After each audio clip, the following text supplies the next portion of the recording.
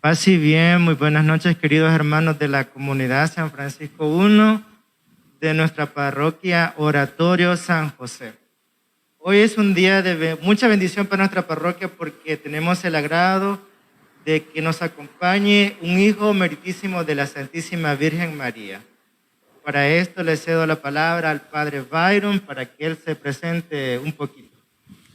Muy buenas noches, queridos hermanos, aquí presentes en este momento de oración, de encuentro. Quiero dar las gracias por hacernos más hermanos a través de esos medios de comunicación, esos medios virtuales.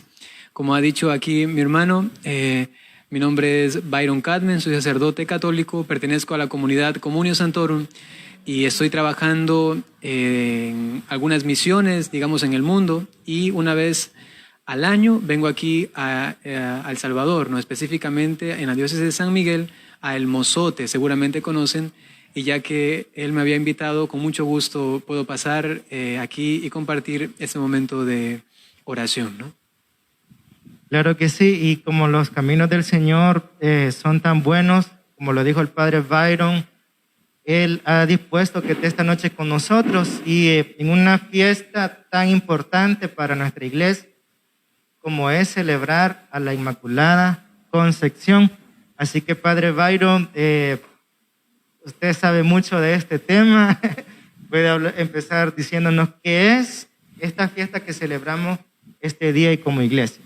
Muchas gracias por este tema, porque a la par de que es hermoso contemplar los misterios de la fe, tiene una cierta ternura y un matiz mucho más hermoso cuando contemplamos a la Santísima Virgen María, ¿no?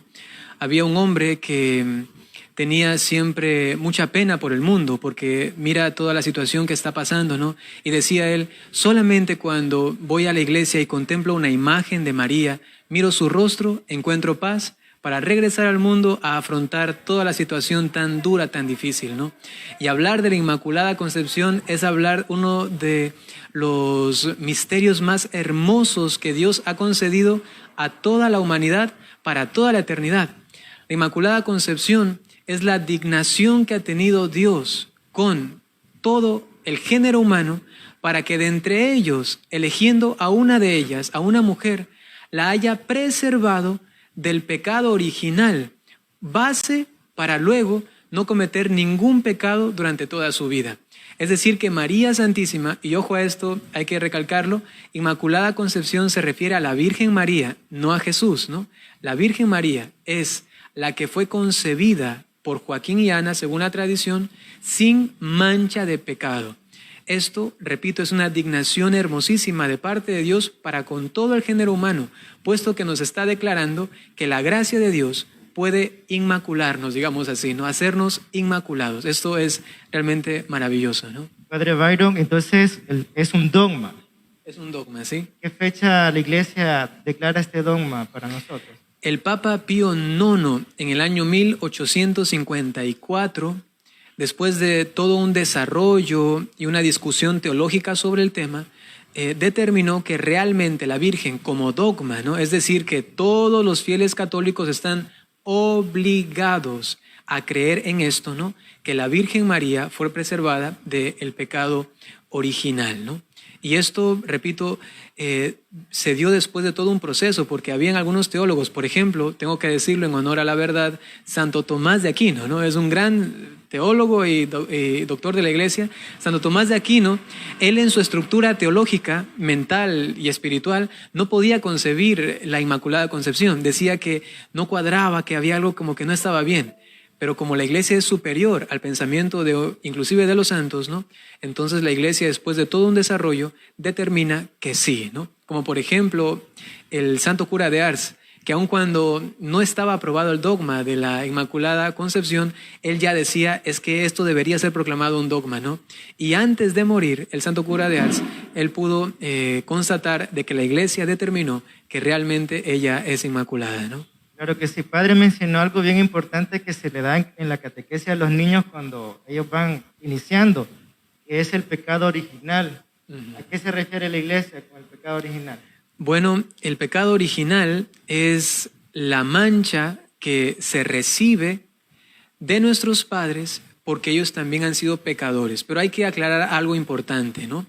Y es que existen los que son pecados personales y hay también pecados adquiridos, ¿no? Los pecados personales son los que uno realiza cuando tiene conciencia, conocimiento y consentimiento. Es un acto humano que implica conocimiento, consentimiento. Entonces, eso es un pecado personal.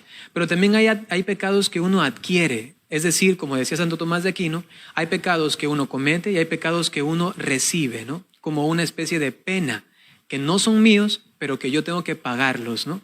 Y ese pecado de transmisión, digamos así, de generación, que no es personal, sino que es recibido, ¿no? No tengo culpa de este pecado, pero tengo que pagar la pena. Ese es el pecado original, que lo recibimos todos nosotros, ya que nuestros padres realmente se convierten en co-creadores, según dice el Catecismo de la Iglesia Católica, ¿no? En co-creadores de una nueva persona humana, ¿no? Y lo hacen aportando el cuerpo. Dios da el alma y los padres aportan el cuerpo, y este cuerpo está justamente manchado con el pecado, y al unirse con el alma, entonces la persona íntegra está lamentablemente herida por ese pecado de origen, significa de concepción, desde el primer momento de que son ya personas humanas concebidos, ¿no? Este fue el pecado que la Virgen María no tuvo, ¿verdad? Exactamente, ella estuvo preservada de este pecado, ¿no? Sí. Algo bien importante que mencionar, Padre Byron, es que María Santísima fue inmaculada toda la vida. ¿Cómo podemos nosotros responder si nos dicen, no, pero ella quizás estuvo de esposa a San José y pudieron tener más hijos, todo eso? Entonces nosotros como católicos defendemos también que María fue purísima toda su vida. Exactamente, sí. Ella es inmaculada, como lo has dicho, ¿no? Desde siempre, desde su concepción, y esto para toda la eternidad. ¿Cómo se lo explica? Es interesante, si nosotros acudimos el día de hoy a la liturgia que se nos presenta en las lecturas, ¿no? Se toma el día de hoy en el Evangelio justamente este anuncio del ángel a María. Y aquí hay un término, pienso que es fundamental para el desarrollo teológico bíblico y luego para la catequesis, ¿no? Y es que el ángel Gabriel le dice a María, o la saluda con un término el cual no se ha repetido y no tiene parangón en ningún otro momento de la historia bíblica y humana. Y es que el ángel le dice a María, le dice, que charitomene, ¿no? Que charitomene. Eso significa llena completamente y solamente de la gracia de Dios. Es decir, que en ella no puede haber nada que no sea solamente la gracia de Dios. Y esto, repito, en ningún otro momento bíblico ni histórico se ha vuelto a acontecer, ¿no? Con lo cual se está diciendo ya desde ese momento cuál frasco o envase o vaso lleno de, digamos, de un líquido de agua, ¿no? Ya no puede contener más porque se desborda, ¿no? La Virgen María es un vaso inmaculado, completamente lleno de la gracia de Dios, y en ella ya no puede caber absolutamente nada que no sea la gracia de Dios. Es decir, Cristo mismo, puesto que Él es, según conocemos, la gracia capital, es decir, que Él mismo contiene en sí toda la gracia, y al decir que significa que ella contiene a Cristo totalmente, ¿no? Y es entonces contradictorio y también, digamos así, absurdo pensar que ella pudo pecar, ¿no? Por supuesto que no, porque estaríamos diciendo que también en Cristo entraría el pecado. Y si María está llena de Cristo, entonces sencillamente el pecado no tiene cabida allí, ¿no? Claro, porque el Señor cuando toma algo o usa a una persona es para toda la vida. Cada 8 de diciembre toda la iglesia se engalana y se enternece al encontrar la figura que Dios ha elegido para hacerla inmaculada, y no solamente como para mirarla, no decir, bueno, aquí hay una imagen de María y decir, ya, qué bonito acudir a ella, es nuestra madre, sino también para que ella sea un signo, una señal de que el ser humano también puede purificarse y ser, gracias a la gracia de Dios, ¿no?, preservado de los pecados futuros, ¿no? Lamentablemente nosotros ya hemos pecado, tenemos pecados desde el original hasta los pecados personales. Sin embargo, María nos está diciendo, esa misma gracia que a mí me hizo inmaculada, ahora esa misma gracia a ti te puede también preservar del pecado, ¿no? Y dar la capacidad para vivir también esta purificación de los pecados personales, ¿no? Y es interesante que entonces María es un modelo a seguir, es el ejemplo de nuestra vida, pero también hay que decirlo, ¿no? María se convierte en un signo de acusación para cada uno de nosotros, porque nos está diciendo, mírenme, lo que la gracia de Dios puede obrar en un ser humano, en mí se ha realizado, ¿y por qué en ti no? ¿Y por qué en ti no? Si tú también eres un ser humano y Cristo ha muerto por ti, los méritos de su pasión y su gracia se están dando a ti todos los días, ¿y por qué no? ¿No? Es como la acusación constante. Si yo soy inmaculada, no por mí, sino por la gracia de Dios, y tú tienes esta gracia, ¿por qué no? ¿Por qué no?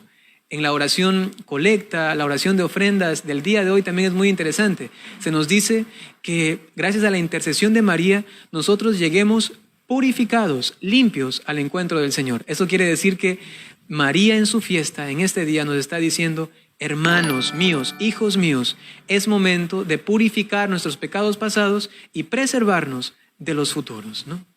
Hay una frase en la iglesia que solemos decir algo seguido, Padre, que es, el camino más fácil para llegar a Jesús es María. Así es, sí. Y hay una herramienta muy fuerte que ella misma nos dio, que es el rezo del Santo Rosario.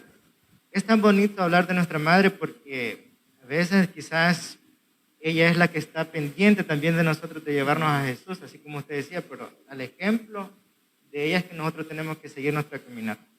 Padre, en estos días que vivimos, en que la forma de reunirnos y el mundo ha cambiado un poquito, aprovechando que ya estamos cerca de Navidad, de celebrar una fecha importantísima, ¿cuál sería el mensaje y la forma correcta que nosotros tenemos que celebrar? Porque estamos acostumbrados a enfocarnos más en lo material y descuidamos un poco la parte espiritual.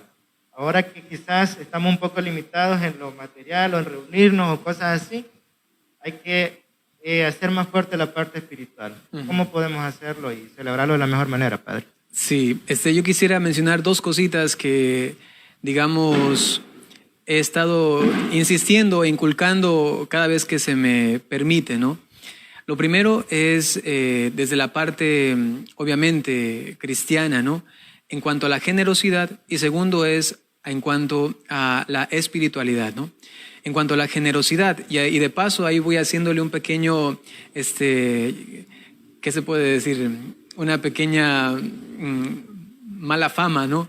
A este Papá Noel, ¿no? O no sé cómo le llaman aquí, Santa Claus, ¿no? Santa Claus. Entonces, en cuanto a la generosidad, ¿no? Esta figura de Papá Noel, ¿no? Santa Claus, toda comercializada, que nos viene de Estados Unidos, tiene un trasfondo real. Es decir, que hay realmente atrás un santo, se llama San Nicolás, ¿no? San Nicolás de Bari, ¿no?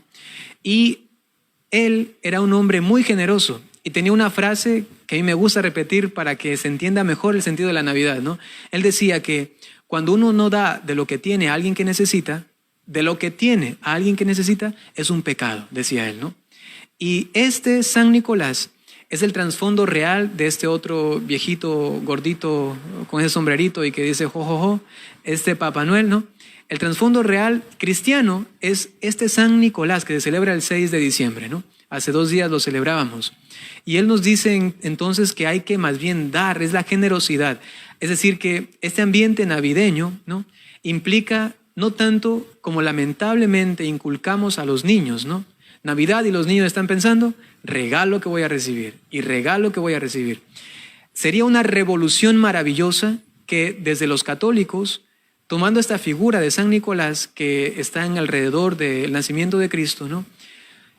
Impulsásemos en los niños, en cambio, y también para los grandes, que en cambio de esperar regalos que se nos den, ¿no? Vayamos a las personas más necesitadas y demos generosamente e inculcar a los niños que ellos no reciban regalos, sino más bien que den a los demás regalos, ¿no? Pienso que esto podría cambiar mucho, ¿no? Jesucristo, cuando vino y nació entre nosotros, Él se dio. Dice un padre de la iglesia que tanto fue el amor de Dios que quiso no solamente regalarnos algo, sino que se regaló a sí mismo, ¿no? por ello tenemos nosotros que también aprender de ello y no solamente como esperar que algo se nos dé, ¿no? Y esto quizá para las futuras generaciones empezar con los niños, ¿no? Y luego, desde el punto de vista más espiritual, es el hecho de realmente, escuchen bien esto, realmente celebrar a Jesús, ¿no? Porque la Navidad se ha tornado, hoy ya veía algunas propagandas en internet, o creo que fue en la televisión, ¿no? Donde se mencionaba que vivamos esta Navidad como nunca antes la vivimos, ¿no? En un ambiente familiar, acentuando la parte familiar, pienso yo, excesivamente, ¿no? ¿Por qué? Porque al final la Navidad consiste en una reunión familiar y eso no es la Navidad. La Navidad es celebrar un misterio, el misterio del nacimiento de nuestro Señor Jesucristo. Es decir, que también el enfoque espiritual tiene que un poco calibrarse, ¿no? Porque se ha ido un poquito desvirtuando y generación tras generación se va celebrando más a la familia que a el niño Jesús. Y esto está en la siguiente muestra. Todos celebran Navidad, ¿no? Todos celebran Navidad, pero no todos van a la misa, ¿no? Y la misa de Nochebuena o la misa del día de Navidad, esto es como el culmen de todo este adviento que estamos haciendo para luego celebrarle realmente a Jesús. Si en este día no está como punto primordial y que va a girar alrededor de ello este momento familiar, ¿no? No tiene sentido, ¿no? Es Jesucristo el centro, es el culmen, Él es realmente el festejado y si es necesario, miren, con eso termino, ¿no? Alguien me preguntaba alguna vez, padre, y los niños huérfanos, ¿no? ¿Y cómo celebran ellos la Navidad, ¿no? Y luego me decía a un niño curioso, ¿no? Me decía, ¿y si alguien está solito, cómo celebra la Navidad, ¿no? Yo le decía, muy bien que has preguntado eso, porque la Navidad no consiste en que estemos reunidos nosotros. La Navidad consiste en que cada uno en su corazón realmente haga la conmemoración y reciba a Jesucristo. Y si eso se hace en familia, bendito sea Dios. Pero si uno lo hace solo, ¿acaso no se va a celebrar la Navidad? Por supuesto que sí. Quizá yo solo en una cárcel, encerrado, en una isla remota, si es que tengo la convicción de que Cristo existe, que nació por mí y que está queriendo otra vez nacer en mí en este día específico, pues Navidad se va a celebrar y se va a vivir y quizá en esa cárcel, en esa isla remota, se va a celebrar con más dignidad, solemnidad y con más amor que en otro lugar donde están todos reunidos con un gran pollito en medio o un pavo, ¿no? Con muchos regalos, pero que a Jesús lo tienen quizá arrinconado, ¿no? Muy bonito mensaje, Padre Byron. Intentar que esta Navidad sea lo más parecido a la primera Navidad. Exacto, sí. En oración, en silencio, meditando el misterio, como usted decía. Y ya para ir finalizando, pues Padre Byron lo invito a que haga un poquito de promoción. Él trabaja bastante en las redes sociales, tiene muy bonito material catequético, de formación, así que si gusta invitar a los hermanitos que lo puedan seguir, Padre. Muchas gracias por la oportunidad para hacer una cuña publicitaria. Bueno, ustedes pueden encontrarme en YouTube y también en Facebook. Tengo 2 canales o 2 páginas. La primera es facilísima, se llama Un Padrecito, ¿no? Un Padrecito, pueden buscarlo en YouTube o en Facebook. Y la segunda es una página y también canal un poco más juvenil, ¿no? Y se llama Un Sacerdote Millennial. Un Sacerdote Millennial. Pueden encontrar fácilmente y como ha dicho el hermano, allí hay mucho material que estoy subiendo constantemente para la evangelización en las redes sociales. Bueno, no queda más que agradecer al Padre Byron porque ha tomado un poco de su tiempo para compartir con nosotros. Él es un sacerdote misionero y parte de su apostolado es las redes sociales. Y le agradecemos mucho, Padre, porque ha aceptado la invitación de estar con nosotros. El gusto es mío y les agradezco a todos ustedes por este momento, a todo el equipo que se encuentra aquí detrás, que ustedes no ven, pero que están aquí trabajando. Y vamos a permanecer unidos en oración con lo que viene a continuación, ¿no? Amén. Queridos hermanos, vamos a continuar con